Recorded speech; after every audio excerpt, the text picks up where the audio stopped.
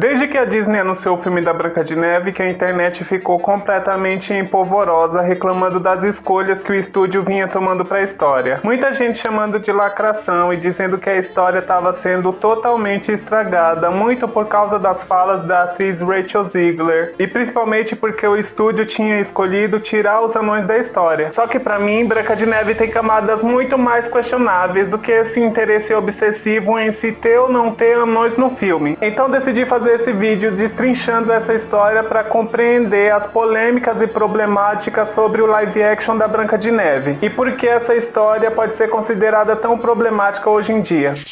Oi, eu sou o Raoni Soares e já quero deixar claro que eu vou trazer muitas opiniões nesse vídeo, então respeita em primeiro lugar e tudo bem se você discordar de mim. E já começo dizendo que não vejo pela ótica de que isso se deve porque hoje em dia as pessoas estão muito mais chatas e problematizam tudo. A gente bem sabe que em alguns pontos as pessoas passam muito dos limites na internet, mas a questão da Branca de Neve, pra mim, vai muito pro lado de que ela funcionava muito bem do jeito que é na época em que foi criada, mas que hoje em dia talvez ela não seja tão benquista assim.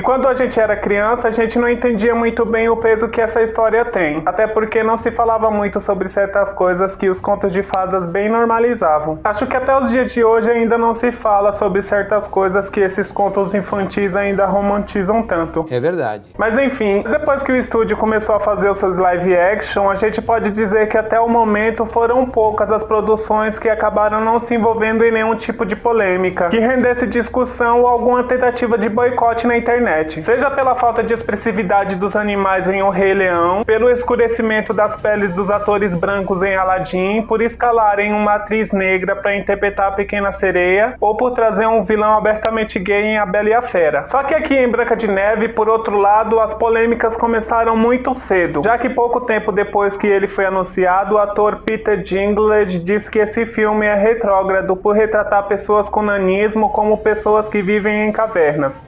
E é claro que isso rendeu discussão e porra na cara dela.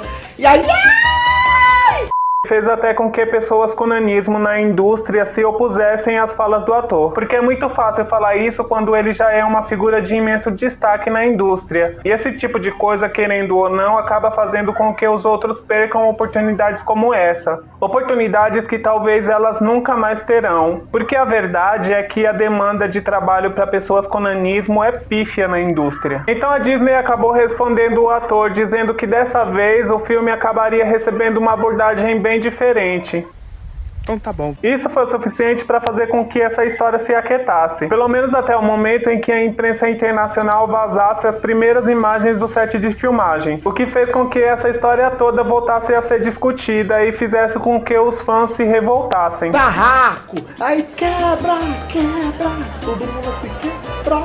Isso porque os atores da foto que aparentemente estavam interpretando os personagens não possuíam nanismo. A partir disso, primeiro a Disney disse que essas imagens eram completamente falsas e não faziam parte da sua produção. Só que depois foi esclarecido que essas imagens, na verdade, eram testes de pré-produção realizados por figurantes. Oxente! Até que por fim a Disney acabou voltando atrás na decisão de tirar os anões da história e essa semana uma nova imagem foi divulgada. Mas como não se pode ter um dia de paz na internet, a partir disso o burburinho recomeçou. Ai, sangue de Jesus tem poder, meu Deus do céu.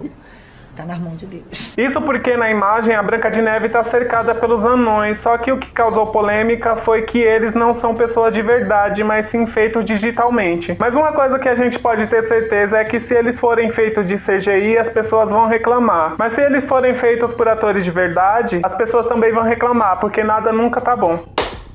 Outra coisa que gerou muita polêmica foi a escolha da atriz Rachel Zegler para o papel principal. E a princípio a atriz já começou sendo criticada depois que a informação de que ela é descendente de latina veio à tona. Isso acaba levando a gente para um campo muito distante e chato de preconceito e muita xenofobia. Pelo simples fato de que a partir dessa informação, para as pessoas, o fato dela ser latina torna ela inquestionavelmente inadequada para o papel de uma princesa branca, já que isso significa que ela não é branca o suficiente suficiente só por ser latina. Enfim, é xenofobia pura. Fora isso, também se falou do fato de que a Rainha Má vai ser interpretada por ninguém menos do que a belíssima Gal Gadot. O que pra muita gente acaba não fazendo sentido nenhum, já que Rachel Zegler pra elas não é bonita o suficiente pra se equiparar a ela. Bicha, a senhora é destruidora mesmo, viu, viado? Isso acaba entrando na questão da forma como eu vejo a Rainha Má, mas a gente vai falar sobre isso daqui a pouco. Ai, não! Em uma entrevista para Variety, a Rachel e a Gal Gadot disseram que o filme de fato vai ser muito diferente da animação clássica. Mas o que vem gerando muito burburinho é que as falas de Rachel Zegler a respeito da história do filme tá fazendo com que cada vez mais pessoas odeiem ela. Por isso as pessoas querem que a atriz seja mandada embora, porque consideram que as suas falas estão sendo tremendamente desrespeitosas. E que ao falar essas coisas, ela tá desmerecendo completamente a história original. Isso porque ela chegou a dizer que a Branca de Neve é antiquada e irrelevante para os dias de hoje, e que existe um grande foco na história de amor da Branca de Neve com um cara que literalmente a persegue. Ela diz que isso é estranho e que não foi feito desse jeito no novo filme. E ela falou também que essa nova abordagem não se trata de uma história de amor e que todas as cenas do Andrew Burnham, que vai interpretar o príncipe, podem definitivamente ser cortadas do filme, que não farão falta. A gente sabe muito bem que as pessoas se ofendem muito quando falamos mal de alguma coisa que elas gostam tanto. Mas aí aceitar o papel pra falar isso fica meio difícil, Rachel. Tudo bem. Isso faz com que ela seja um pouco incoerente, porque se ela pensa isso sobre a história e a personagem, por que cargas d'água ela aceitou esse papel? Deve ser dívida de jogo. Talvez seja por isso. E foi a partir desses seus posicionamentos que as pessoas começaram a falar que essa lacração tá acontecendo no filme por causa dela. E na minha opinião, esse é um pensamento muito burro.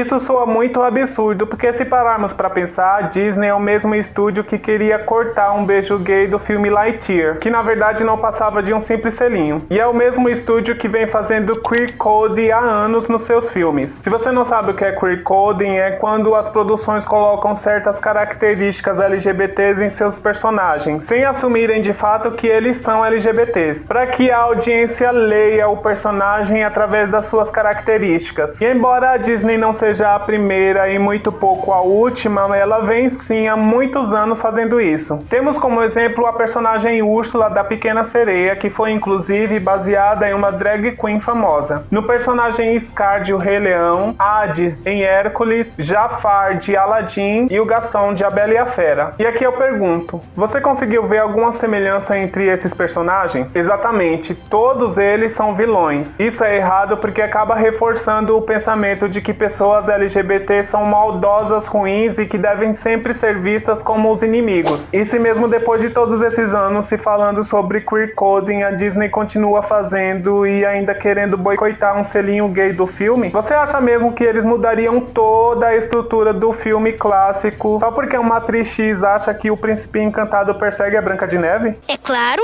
Voltando lá no que eu falei sobre a Gal Gadot ter sido escolhida pro papel e de como as pessoas estão falando de que Rachel Zegler não é mais bonita do que ela. A história da Rainha Má, pra mim, fala mais sobre sua insegurança do que sobre o fato dela ser ou não ser mais bonita do que a Branca de Neve. E isso nunca é a questão principal, tanto que a gente sabe que ela é sim mais bonita do que a Branca de Neve, e até mesmo na animação clássica não dá pra gente negar que ela é simplesmente belíssima. Porque eu sou bonita, eu sou bonita. E acredito que seja intencionalmente por isso que em praticamente todas as versões as atrizes que interpretam a personagem sejam mais bonitas do que as atrizes que interpretam a Branca de Neve. Um exemplo disso foi quando lançaram Branca de Neve e o Caçador, e tivemos ninguém menos que Charlize Theron no papel da Rainha Má. Muito se falou sobre a beleza de Kristen Stewart na época, de novo traçando aquele paralelo de que não fazia sentido ela ser chamada de a mais bela das belas quando ela não é tão bonita assim. E na minha percepção é justamente nessa tecla que a história bate. Como assim? Não entendi. Eu vejo que o espelho mágico só potencializa a insegurança com relação à aparência da Rainha Má. Fala, mágico espelho meu.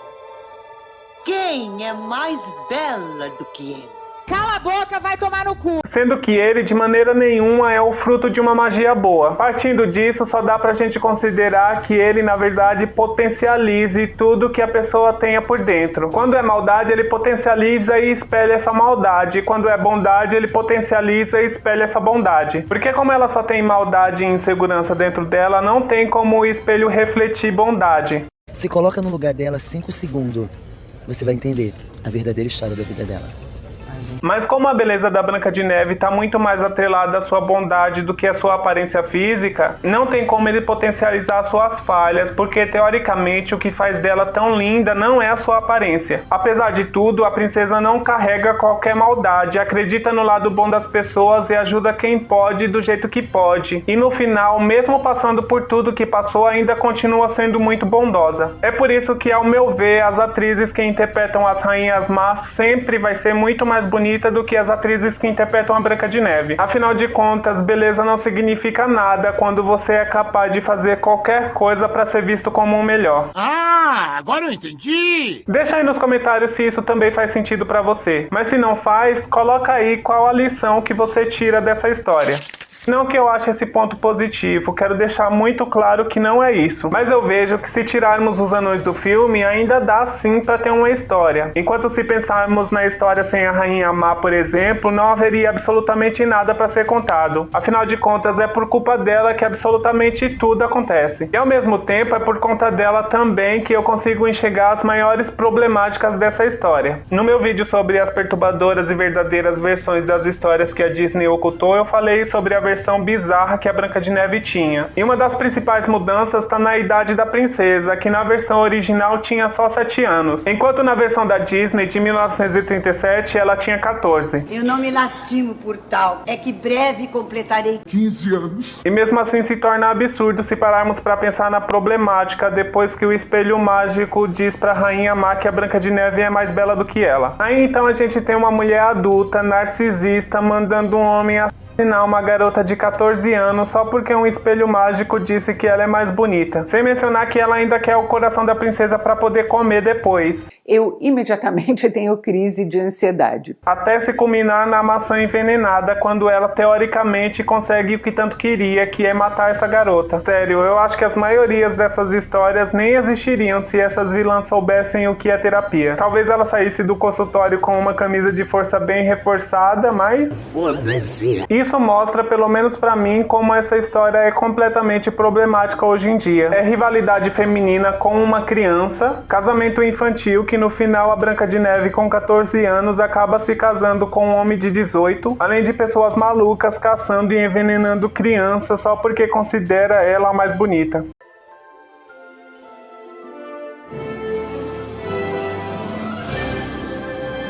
A gente vê muita gente reclamando e problematizando as escolhas que a Disney vem fazendo em seus filmes. Só que por mais estranho que isso soe, no final sempre acaba se convertendo em bilheterias absurdas. Olá, eu gosto de dinheiro. Porque a grande massa sempre fala em boicote, mas na hora sempre vai lá conferir se aquilo que vazou é mesmo verdade. Por mais que ela vai reclamar no Twitter depois. Não vou perdoar, vou chegar no Twitter hoje, muito. Querendo ou não, se tem uma coisa que as polêmicas fazem é marcar e vender. Quer um melhor exemplo do estúdio do que a recente Pequena Sereia? Tanto se falou sobre a cor da pele da atriz, mas hoje em dia quem tá reclamando ainda sobre isso? Além disso, essa polêmica rendeu tanto que o filme acabou se tornando uma das maiores bilheterias desse ano.